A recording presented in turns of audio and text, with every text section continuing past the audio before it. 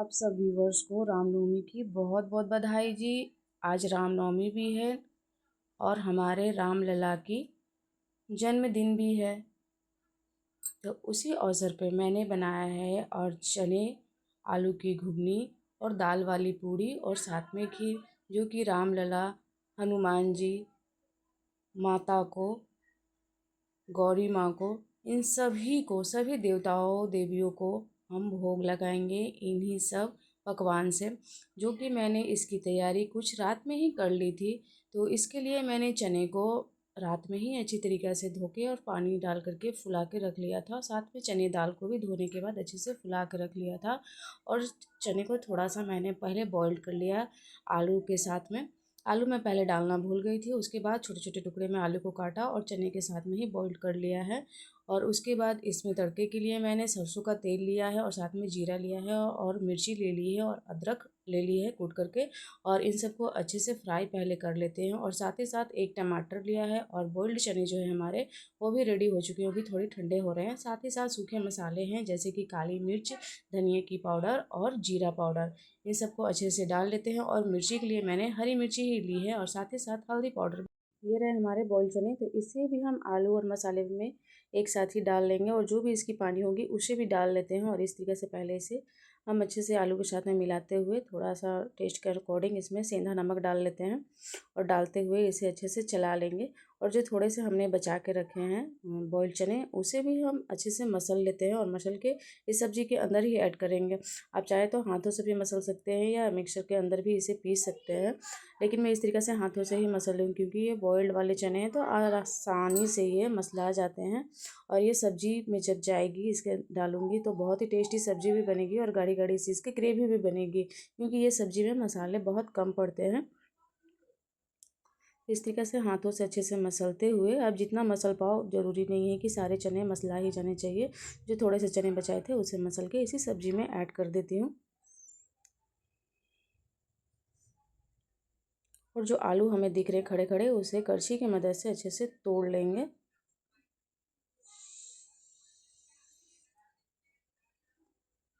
यहाँ पे हमें अगर आवश्यकता लगे तो थोड़ी बहुत पानी और ऐड कर सकते हैं, वरना इसी स्टेज पे आप सब्ज़ी को उतार भी सकते हैं।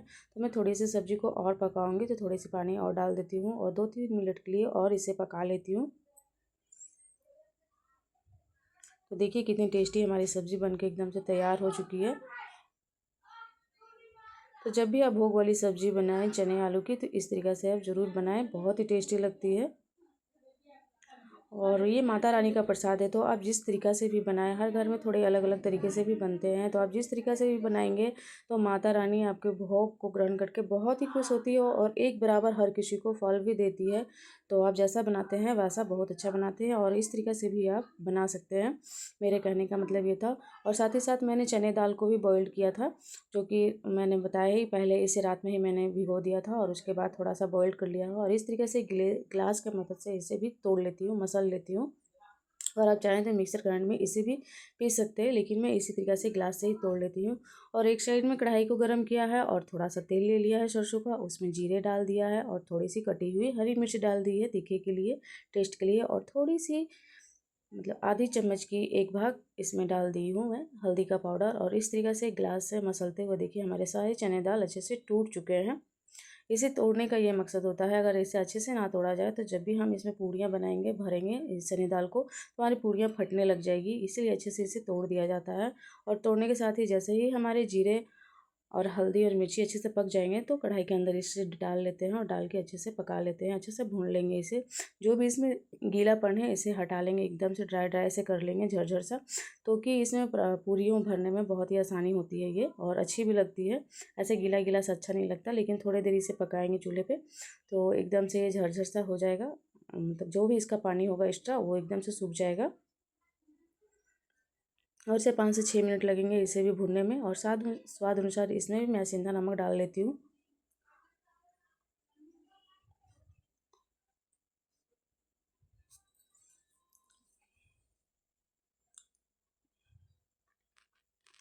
देखिए कितना अच्छा से ड्राई ये हो चुका है। इसी स्टेज पे इसे उतार लेंगे। और ये रही हमारे आटा। अब आटा को भी हम पानी से अच्छे तरीके से सान लेते हैं। पूड़ियों के लिए ये आटा मैंने लगा रही हूँ मैं। और एक साइड में हमने दूध के लिए खीर के लिए दूध को उबलने के लिए रख दिया है। और इस तरीके से मेरे आटा भी सान चुके हैं। तो आटा को भरना है, इसे पूरियों में दाल को भरना है। तो इस तरीके से पहले अच्छे से गड्ढे कर लेंगे। जिस तरीके से हम आलू का पराठा या सत्तू का पराठा बनाते हैं उसी तरीके से दाल वाले भी हम पूरियाँ बनाते हैं। तो इस तरीके से थोड़े थोड़े जो दाल वाले हमने चने दाल के जो बनाए हैं मसाला, उसे भर लेते हैं आटे के अंदर।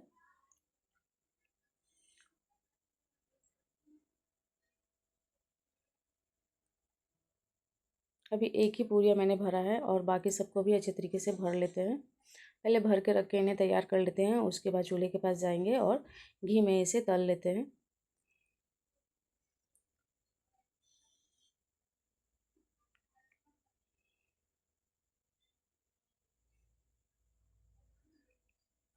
तो ये रहा हमारा तलने के लिए घी। अब इसमें एक एक करके पूरियों को तल लेंगे।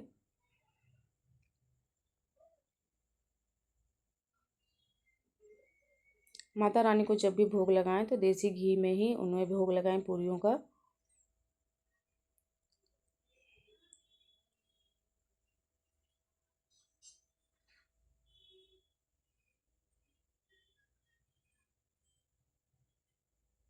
तो लाल लाल पूरी जैसी ही हो जाएगी हमारी, घी से बाहर निकाल लेंगे और दूसरी पूरी को भी इस तरीके से डालते हुए दोनों साइड से अच्छी तरीके से सेक लेते हैं।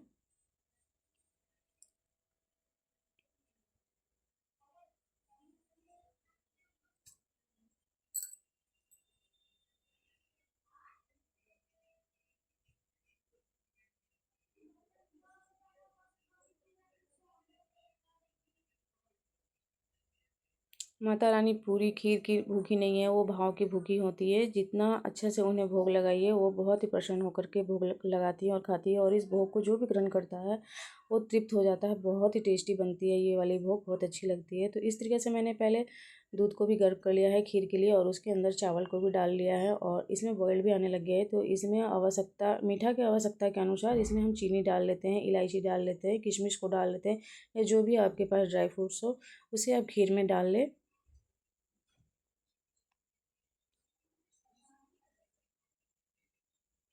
तो हमारी सब्ज़ी तो पहले ही चने वाली बन के रेडी हो चुकी थी और अब हमारी पूरियाँ भी दाल वाली बन के तैयार हो गई है और खीर भी बन चुका है। तो अब माता रानी का थाली लगाने का समय आ गया है, उनको भोग लगाने का समय आ गया है। तो इस तरीके से मैं एक प्लेट ले लेती हूँ थाली पूजा वाली और उसमें स्वास्तिक बना लेती हूँ।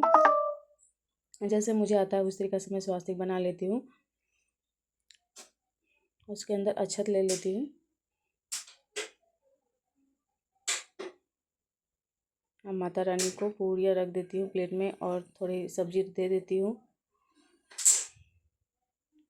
क्योंकि माता रानी तो खाती नहीं है, सब तो हम खुद ही खाते हैं। लेकिन फिर भी उनके नाम का भोग लगता है, वो खा लेती हैं, उनके सामने समर्पित कर देते हैं। तो वही वाले प्रसाद हम सारे खाने में डाल लेते हैं और सारा खाना प्रसाद के रूप में हम सब खाते हैं और बांटते हैं, बच्चों को खिलाते हैं इस तरीके से। तो माता रानी से आशीर्वाद मांगते हैं कि हमारी सारी मनोकामना पूर्ण करे और सारे हमारे व्यूवर्स को भी मनोकामना पूर्ण करे।